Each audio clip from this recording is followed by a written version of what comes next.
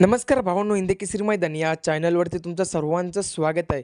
चॅनलला नवीन असाल तर चॅनलला सबस्क्राईब करायला विसरू नका, कारण आपण बैलगाडी शर्यत क्षेत्रामधले नवीन अपडेट्स घेऊन येत असतो. भावांनो, आपला सर्वांचा लाडका या बैलगाडी शर्यत क्षेत्रामधला देव रुस्तम द्वादश हिंदी केसरी बकासूर मैदानामध्ये दाखल झालेला आहे. भावांनो, आज मैदान होतं आहे बिंजोडचं आणि त्या मैदानामध्ये बकासूर दाखल झालेला आहे. पायऱ्याबद्दल देखील अपडेट देणार आहोत. व्हिडिओ शेवटपर्यंत बघा, लाईक करायला विसरू नका भावांनो. आपण बैलगाडी शर्यत क्षेत्रामधले नवीन अपडेट्स घेऊन येत असतो. आज आपल्याला बकासूरचा ढप्पा बघायला मिळाला. मागील एक बिंजोडचं मैदान झालं होतं. बकासूर विरुद्ध पक्षाशी लढत झाली होती. त्या लढतीमध्ये बकासूरचा पायरा भारतसोबत होता. बकासूर आणि भारतने तिथे गुलाल प्राप्त केला होता.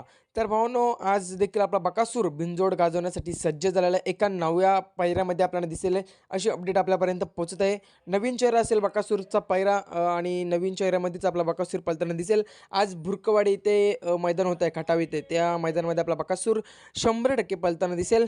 आज बकासूर मैदानामध्ये दाखल झालेला आहे. आज नक्कीच आपली गुलालाची अपेक्षा असतील आणि ती अपेक्षा आपला बकासूर नक्कीच पूर्ण करेल. चांगला पायरा असेल बकासूरसोबत. आपल्याला अपडेट मिळत आहे की नवीन चेहराच असेल. तर बघूया आता कोण असेल पायरा. बिनजोड जमल्यावर आपण अपडेट नक्कीच तुमच्यापर्यंत घेऊन येऊच.